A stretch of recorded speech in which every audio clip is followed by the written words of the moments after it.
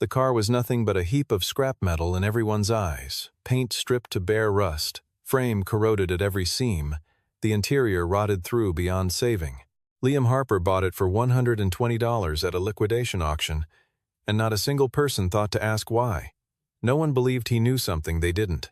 But Evelyn Holt, CEO of Holt Motors, humiliated him in front of a crowd, in front of a news camera, in front of his 7-year-old daughter.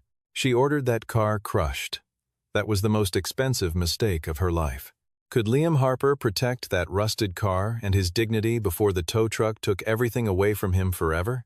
The morning started the way most mornings did in the Harper house, quietly, practically, without ceremony. Liam stood at the kitchen counter with his back to the window while the coffee brewed, watching a thin ribbon of steam curl up from the machine and dissolve into the pale light coming through the curtains. Behind him, Arya sat at the table with her cereal bowl, spoon moving in slow circles, while her stuffed horse sat propped against the sugar dish, as though it too had a place at the breakfast table. The horse was small and brown, its coat worn down to the nap from years of being carried and clutched and slept on, and Arya had named it Dusty when she was 4 years old, and had not seen any reason to change that since.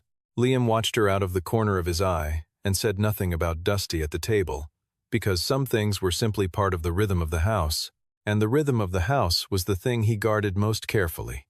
He was 38 years old and had been a single father for 3 of those years, and in those 3 years he had learned that the structure of a morning mattered more than most people gave it credit for.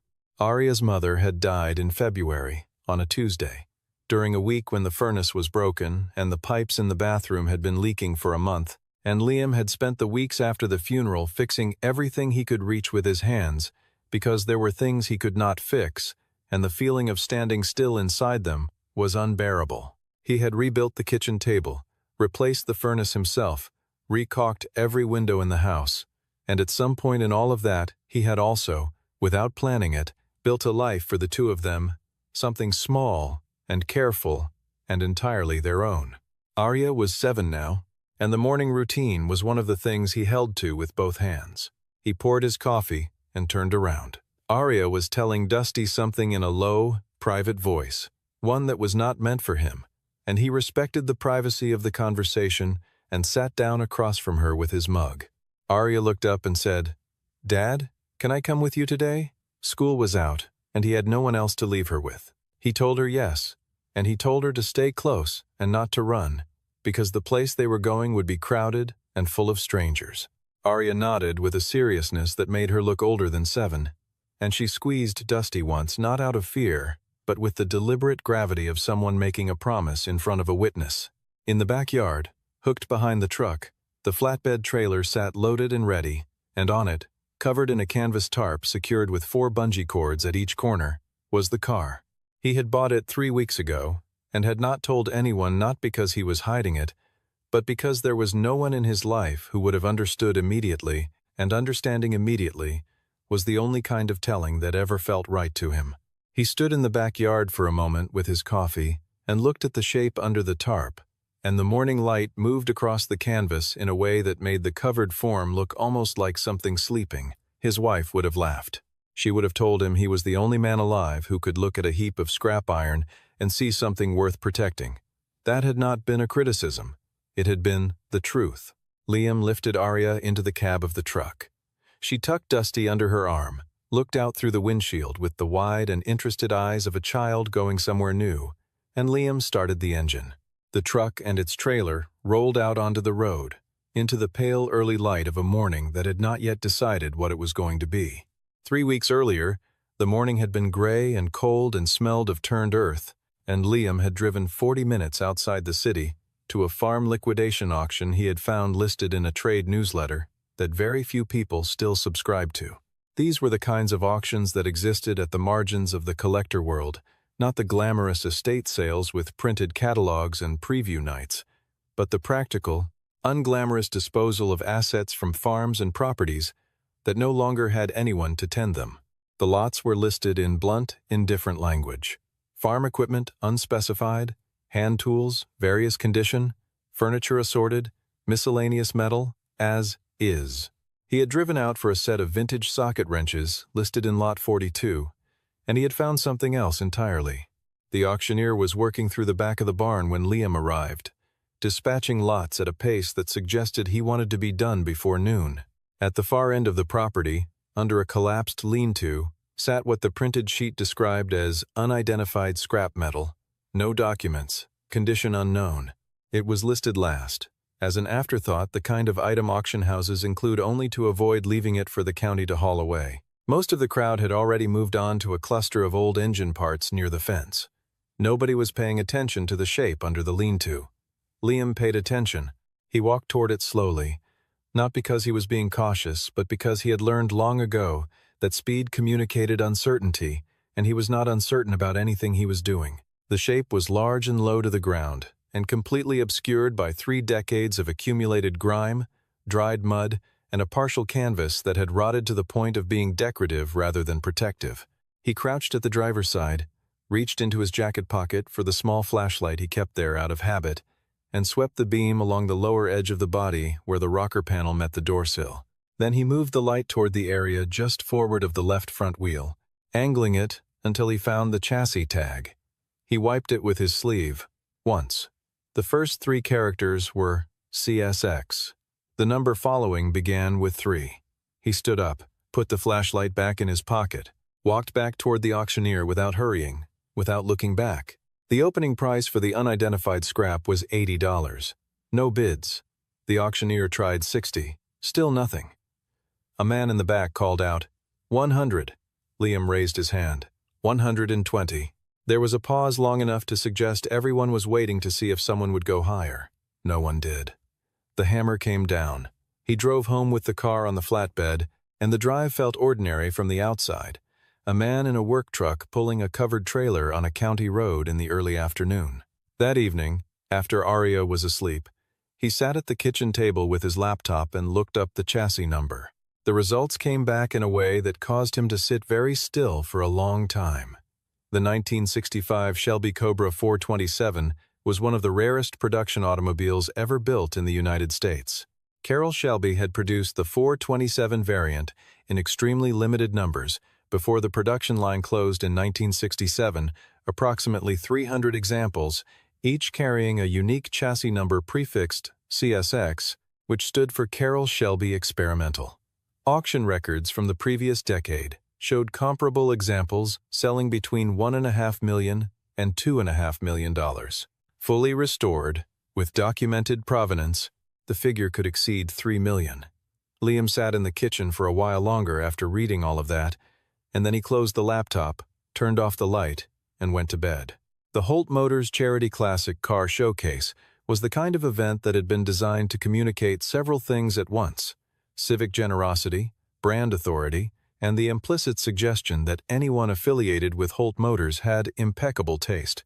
It took place annually in the plaza fronting the company's regional headquarters, a glass and steel building that occupied half a city block, and on the morning of the event, the space had been transformed with sponsor banners, roped-off display zones, and a small stage where a string quartet played music that floated across the plaza with the cheerful purposefulness of atmosphere purchased in advance. A camera crew from a local financial news outlet was already on site, following Evelyn Holt's communications team for what was being positioned as a brand profile piece. Liam had been contracted as a support mechanic. His role was straightforward: transport 3 vintage vehicles belonging to private collectors, assist with any mechanical issues during the show, and remain on site until the event closed. The contract was quiet, professional work, the kind that made up the reliable middle of his calendar. He had loaded the client's cars that morning and had brought his own truck and trailer because the flatbed was already hitched, and he did not like leaving the Cobra at the house when he would be gone all day. He was not planning to display it. He simply did not want it out of his sight. Jackson Reeve met him at the entrance to the staging area, a lean, well-dressed man in his mid-40s who carried a clipboard and wore a wireless earpiece and had the manner of someone who treated the logistics of a public event as though they were operations in a theater of war. He looked at Liam's truck. He looked at the tarp-covered shape on the flatbed. He looked at Liam. "You're the support mechanic?" he said. Liam confirmed this. Jackson handed him a parking diagram and told him the designated area for support personnel was in Zone C, at the back of the plaza, away from the primary display areas. He added, "And whatever that is on the trailer, keep it out of the sight line from the main entrance. We have press positioning up front." Liam took the diagram and drove to the designated zone. He parked, stepped out, and began his contracted work with the economy of motion that comes from doing a thing many times unhurried, precise, uninterested in being noticed. Arya climbed down from the cab and stood in the staging area with Dusty under her arm, looking at the vehicles being moved into position across the plaza with the clear, undisguised wonder of a child in the presence of beautiful things. "Dad," she said, "they're all so beautiful." Liam set a hand briefly on her shoulder. "Beautiful things that don't know they're beautiful," he told her, "are the most valuable ones." Arya looked up at him with the expression of a child filing a sentence away for later, and he left her on a low concrete step near the truck where he could see her, and went back to work.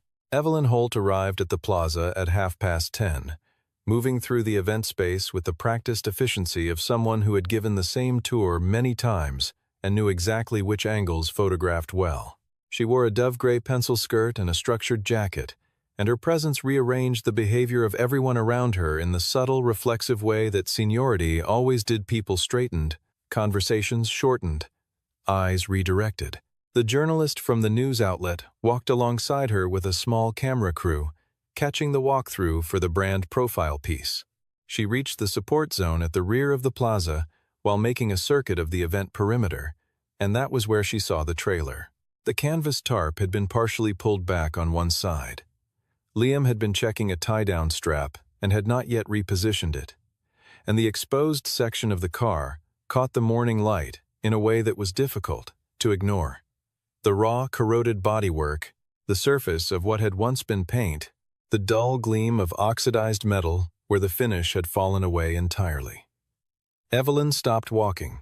She looked at the car, then she looked at Liam, who was crouched beside one of the collector vehicles with a rag in his hand, working without awareness of her presence. Then she looked at Jackson, who had materialized at her shoulder as he generally did. "What is that?"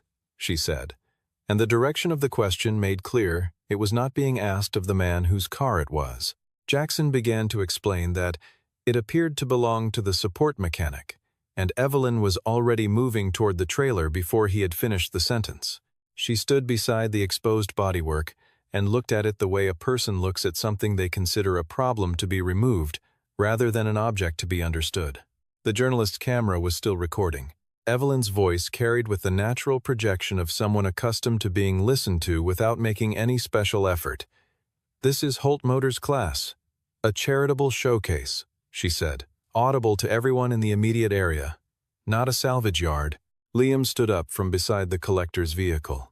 He set down the rag, straightened to his full height, and said, "That car is my personal property, ma'am. I'm parked in the designated zone." There was nothing conciliatory or defensive in his voice. He was simply giving her accurate information. Evelyn looked at him with the kind of attention she reserved for people who had failed to understand the social structure they were operating in, and her gaze moved from his face to his work clothes and back to the trailer. "Your personal property," she said, repeating the phrase in a register that questioned its applicability. She looked at the pocked and blistered bodywork, the exposed chassis rail that had gone the color of old pennies, the interior visible through the open frame where the door glass had long since gone. "What did you pay for this? $20? Or did they give you extra to haul it away?" A small, approving sound moved through the nearest observers. The camera kept running. Arya was standing 10 feet away, Dusty pressed against her chest, watching the woman in the gray jacket with the quiet, focused attention children give to things they sense are dangerous before they can articulate why. Liam did not look at his daughter. He kept his eyes on Evelyn. $120, he said. The directness of the answer, no apology, no qualification, no embarrassment caused something in Evelyn's expression to shift for just a fraction of a moment. Then she smiled, turned slightly toward the journalist, and let the amusement enter her voice fully. $120. She let the number sit. This is the level of asset currently on display at my company's charity event. Arya tightened her grip on Dusty. She did not make a sound. Evelyn turned back to Jackson and spoke quietly enough that it would not be captured cleanly on camera, but not quietly enough that Liam could not hear. She wanted the car removed from the event area before the primary sponsors arrived at 11. A tow if necessary. Jackson moved toward Liam and adopted the tone of a man who needed compliance and had decided that reasonable-sounding firmness would produce it. "You'll need to relocate your personal vehicle off the event grounds." Liam said, "I have a contract for today. My vehicle is in the zone your organization assigned." Jackson said, "Your contract covers mechanical services, not personal vehicle storage." Liam said, "Show me the language in the contract that prohibits it." Jackson did not have that language because it did not exist, and so he pulled out his phone and made a call instead. And the conversation stalled at the edge of confrontation while Jackson arranged something at a distance. Evelyn moved back toward the journalist but kept her peripheral attention on the staging area, the way someone does when they have delegated a task and need to confirm it has been completed. Liam waited. The morning had continued to warm around them, and guests were beginning to arrive at the front of the plaza, and the string quartet carried faintly across the open space. After a moment, Liam stepped closer to Jackson, kept his voice low, and said, "You don't understand what that car is, and if you send a tow truck, both you and Miss Holt will be dealing with a legal situation that no one in your company's counsel is going to be able to untangle in a day." Jackson looked at him. He looked at the trailer. Nothing about the rust-covered bodywork told him anything except that it was old and in bad condition. "Is that a threat?" he said. Liam said, "That is information." Jackson finished his second call and told Liam a flatbed tow truck had been dispatched and would arrive in approximately 15 minutes, and that Liam was to have the vehicle accessible for loading. Then he walked away, because he had done what he had been asked to do, and he did not enjoy standing near someone who made him feel uncertain. Arya came to stand beside her father without being called. She placed herself at his side with Dusty against her chest, which was the thing she did when she was worried, not asking to be held, just needing the closeness of him. Liam set one hand briefly on her hair, a single unhurried contact, and then he was looking at the cobra again, with the expression of a man not panicking, but thinking clearly, precisely, with the focus that arrives when time is short and the situation is genuinely serious. 15 minutes was not long. He had a lawyer he could call, but the lawyer would not answer for 20. He could begin moving the car himself, but getting it off the flatbed alone was not fast, and he had no help. He understood that what was about to happen was being allowed to happen, and that the only thing standing between the Cobra and a tow yard was him. The tow truck arrived in 12 minutes, not 15, a large commercial flatbed that came around the corner of the building with the grinding authority of heavy equipment operating under instruction. The crowd nearest the staging area parted. The journalist's camera operator, sensing something more interesting than a walkthrough, repositioned toward the action. The tow truck idled, the driver climbed out, and looked at Jackson, who pointed at the trailer. Liam stepped in front of the Cobra. He did not raise his hands. He did not speak. He stood in the space between the car and the advancing cable, the way a person stands in a doorway when they are not going to move, and the tow truck driver looked at him and stopped. The driver was a working man, practical and unhurried, and he had no interest in a confrontation he hadn't been briefed on. He looked at Jackson. Jackson looked at Evelyn, who had come back into the staging area when word reached her that the situation had not resolved cleanly. Evelyn said, "Move aside." It was not a loud request, but it was a definite one. Liam said, "No." She looked at him with the expression of someone confronting a type of resistance they had genuinely not anticipated. "You're obstructing a legitimate operation on private property," she said. "I can have the police here in 10 minutes." Liam said, "Please do." He said it without sarcasm, and the absence of sarcasm was more unsettling than sarcasm would have been. Evelyn looked at the gathered crowd. She looked at the camera. She considered what the image would look like, the CEO of a regional automotive company, summoning law enforcement over a parking dispute with a mechanic, and the consideration was not comfortable, but she was also standing in front of her employees and her guests, and she had not built a career of any length by reversing course in public without something concrete to justify it. Arya made a sound, not a cry, not a shout. It was the quiet, fragile sound of someone trying not to cry and losing that effort, and tears ran down her face without any accompanying noise. And she was not looking at Evelyn at all. She was looking at the tow truck driver directly, openly, with the undefended appeal of a child who has not yet learned that the person operating the machinery is not the one making the decision. "Please don't break my dad's car," she said. "It's his. He bought it." The tow truck driver's hand stopped moving toward the winch control. He looked at the girl. He looked at Liam. He looked at the car. He did not move. Evelyn did not look at Arya. She looked at Jackson and said, "Continue." Liam crouched to his daughter's eye level. His voice was low enough that only she could hear it, and the crowd around them went quiet in the particular way. Crowds go quiet when something private becomes briefly visible through the surface of a public scene. "Look at me," he said. Arya looked at him, eyes red, tears still coming, Dusty gripped until the stuffed animal's seams strained. "I'm all right," he told her, "and this car is going to be all right. I promise you that." She nodded not because she was certain he was right, but because she trusted him, and those were not always the same thing, and she had learned that, at 7, without being taught. He stood up. He turned to face Evelyn, and the crowd, and the camera that was still recording, and he spoke clearly and without theatrics.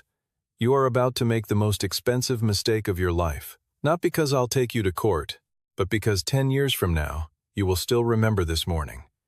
Evelyn held his gaze for 2 full seconds. Then she said, with a lightness in her voice that was working considerably harder than it appeared to, "I'll send you a check for $120 this afternoon." She waved a hand at the tow truck driver. The cable began to unspool toward the trailer, and at that precise moment, a voice from outside the ring of the crowd cut through everything, not a shout, not a raised pitch, a single word, in the tone of someone who has said it in rooms where it mattered and been listened to every time. "Stop." Diana Weston had not planned to leave the main display area that morning. She had come to the Holt Motors Charity Classic Car Showcase as a guest of honor, an invitation extended by the event's planning committee, because her name on a program added a layer of credibility that her hosts valued even if they did not fully understand the scale of what she did. Diana was the kind of person who existed at the intersection of expertise and irreproachability. She had authenticated vehicles for the Smithsonian Collection, she had published in 4 consecutive issues of Automobile Quarterly, and she had declined consulting offers from 3 major manufacturers because she did not work for organizations that required her to agree with them. When Holt Motors extended an invitation, she had accepted because the drive was pleasant, and she had heard there was a 1957 Benz on the display floor she wanted to examine in person. She had heard the commotion from the far side of the plaza, not clearly enough to parse the specifics, but distinctly enough to know that its texture was wrong for a charity showcase. She came around the edge of the guest crowd and saw the tow truck, and she saw the cable, and she saw the car. Diana Weston stopped walking. She had been moving at a brisk pace, and the stopping was absolute. She looked at the shape on the trailer, the exposed bodywork, the corroded metal, the silhouette of something that was not what it appeared to be to people who had not spent 40 years learning what things appeared to be. She covered the remaining distance in 10 seconds. She crouched at the lower edge of the body near the left front wheel and looked without touching. She ran 2 fingers along the frame rail. She straightened. Then she said, "Stop." The tow truck driver stopped. The word had been delivered with the specific register of authority that people respond to instinctively. Not volume or anger, but absolute certainty, and he responded to it the way a person responds to the smell of smoke before they understand what is burning. Evelyn turned to face the interruption and began to say something about the coordination of the event, and Diana said, "No, simply that." She was already moving around the car in a slow and deliberate circuit, her eyes traveling across the bodywork with the focused attention of a person reading something written in a language only they command. She reached into her breast pocket and removed a small folding magnifier, the kind she had carried for so long that reaching for it was as automatic as breathing. She crouched near the chassis tag. She held the glass up. She read what was there, and she was quiet for a moment, in the way that people go quiet when they are confirming something they already suspected. Then she stood, turned to face Evelyn Holt, and her expression was not dramatic and not unkind. It was the expression of someone who is about to give accurate information to a person who has been operating without it. "May I borrow a handkerchief?" she said. Evelyn produced one. The crowd was entirely silent. Diana crouched beside the car, positioned the cloth, and began to clean a section of the chassis with the methodical care of someone for whom this motion was entirely familiar. And everyone, including Evelyn Holt, held still and waited. Diana straightened and returned the handkerchief without comment. She turned to face the assembled crowd, not as a performer faces an audience, but as a person faces a room, when they intend to make a factual statement and want everyone present to hear it without interruption. "This is a 1965 Shelby Cobra 427, she said, and she read the full chassis number aloud, digit by digit. "This is not a reproduction. It is not a kit car built from a donor chassis. This is an original production vehicle." The sound that moved through the crowd was not dramatic. It was the specific murmur of people who know enough to understand what they have just heard, adjusting in real time to a situation that has become different from the one they thought they were standing in. Several of them reached for their phones. Others turned to the people beside them in the low, urgent way of those sharing information they cannot quite contain. Diana continued, without waiting for the crowd to settle. She spoke in the measured cadence of someone who had explained complex things many times and had learned that clarity was the only useful form of communication. The Shelby Cobra 427 was among the most significant American production automobiles ever built. Carroll Shelby had produced the 427 variant in extremely limited numbers before the production line closed in 1967, approximately 300 examples, each individually numbered, each traceable through its CSX prefix chassis code. No two were identical. Every one was documented. This vehicle's chassis number was verifiable against the historical registry. It was not a curiosity. It was not a relic. It was a primary artifact of American automotive history, and it was sitting on a flatbed trailer in the support zone of a charity car show while a tow truck idled 20 feet away. In its current state, Diana said, and her voice did not change register, but the silence around her deepened. This vehicle carries a fair market value of between $1.5 million and $2.5 million. After a proper restoration using period-correct components and authenticated methodology, that number will exceed $3 million. Offered at the right auction with full provenance documentation, it could go considerably higher. Evelyn Holt had not moved from the spot she had been standing in when Diana finished her circuit of the car. She had not moved because there was no direction in which movement seemed appropriate. The journalist's camera operator had shifted position twice in the last minute to find a cleaner angle on Evelyn's face, and Evelyn was aware of this with the precision that public figures develop not comfortable awareness, but awareness nonetheless. Diana turned to Liam. Her attention was direct and professional. "When did you know?" she said. Liam said, "The day I bought it." Diana looked at him steadily. "What did you pay?" He said, $120. She was quiet for a moment. She looked at the car, and then back at Liam, and what moved through her expression in that moment was something that people who had known her for years had seen perhaps twice. Uncomplicated, genuine respect. "Most people who find something like this," she said, "sell it within 24 hours. Liam said, "I want to restore it, the right way, not to sell it." He looked at the car when he said it, and not at anyone else in the space. A car like this deserves to be done properly, and then it deserves to be driven. Aria was standing at Liam's side, her hand not holding his but resting near it, close enough that the warmth of her fingers was against the back of his hand. She was looking at the car with the expression of a child who has just understood something that had been in front of her without meaning for a long time. The moment a word you have heard often connects at last to the thing it names. Her tears had dried on her face. Dusty was still tucked under her arm. She looked up at her father, and the quality of that looking was different from anything before that morning. Jackson Reeve had not been visible in the staging area for some time.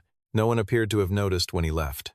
The journalist stepped toward Evelyn with the microphone, and the question was predictable. The journalist knew it was predictable, which was why she asked it. "Miss Holt, do you have a response to what just happened here?" Evelyn had given hundreds of interviews in conditions more hostile than this, and she knew how to find stable ground in a conversation that was moving underneath her. She moved to it now.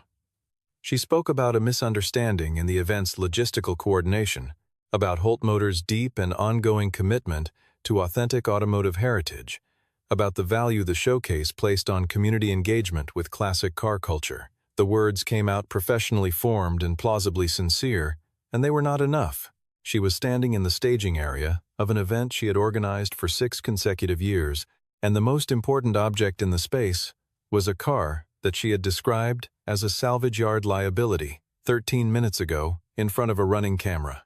The reordering of attention among the guests was immediate and complete. The collectors who had come to the showcase, several of whom had been doing this long enough to have opinions about Carroll Shelby and chassis numbers, formed a loose cluster around the Cobra. Diana Weston was at the center of this cluster, answering questions in the precise and patient manner of someone who possesses all the information and is not performing that possession. The journalist, after completing the obligatory response segment with Evelyn, moved the camera crew across the staging area and pointed it at the car. That was simply where the story had gone, and where the story went, the camera followed. Evelyn's assistant appeared at her elbow and spoke quietly about a clip that had appeared on a local news aggregator within the last 10 minutes.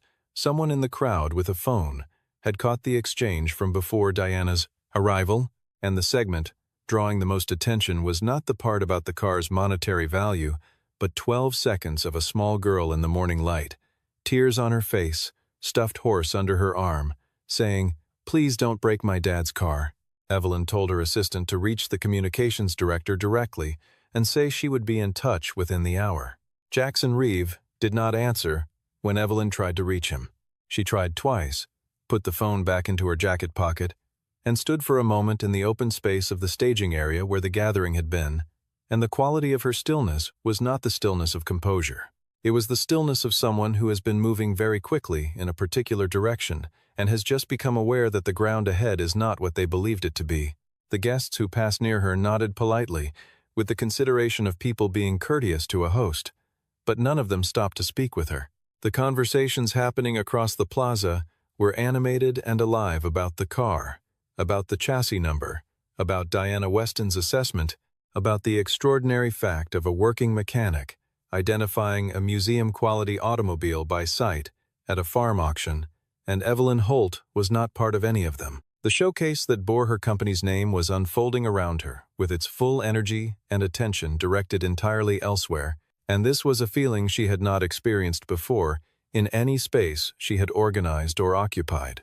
It settled on her with a quiet, particular weight, and she stood in it for a moment, before her trained instincts engaged, and she moved toward the main building with purpose, because she always moved with purpose.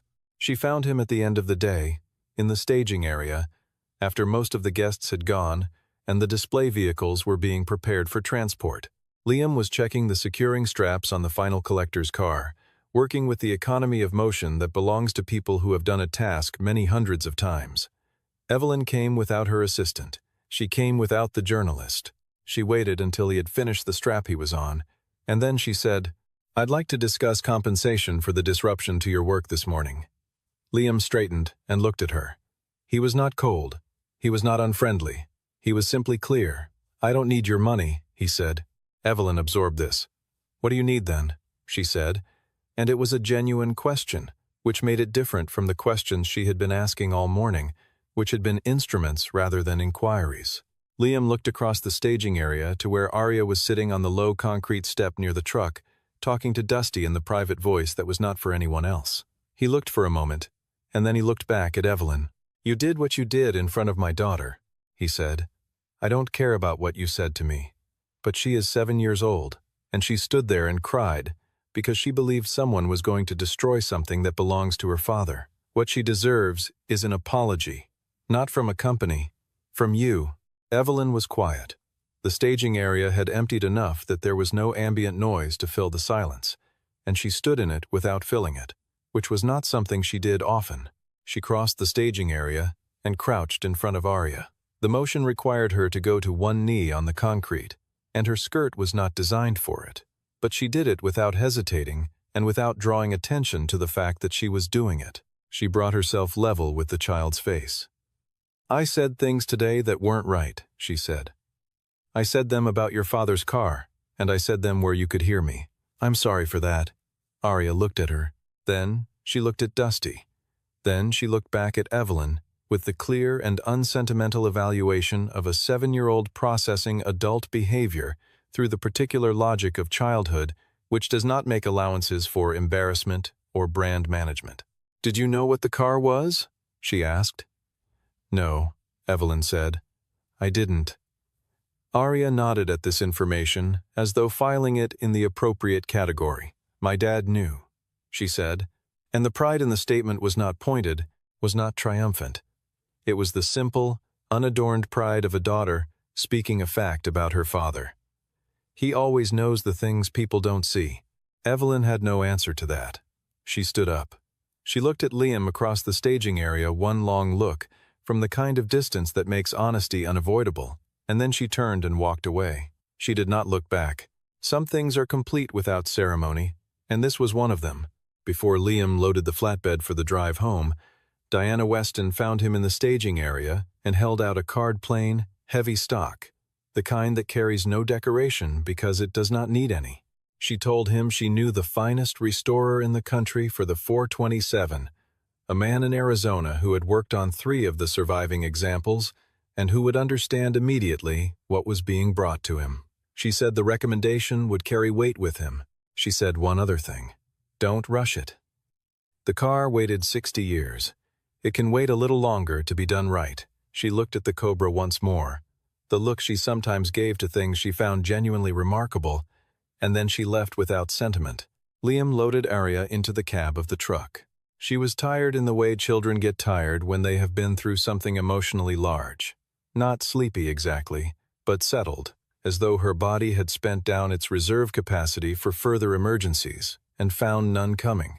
Dusty was on her lap. The truck pulled out of the staging area and onto the street, and the Cobra, covered again under its tarp, rode on the flatbed behind them, with the quiet patience of something that had been waiting a very long time, and had learned that waiting was not the same as losing. They drove without talking for a while.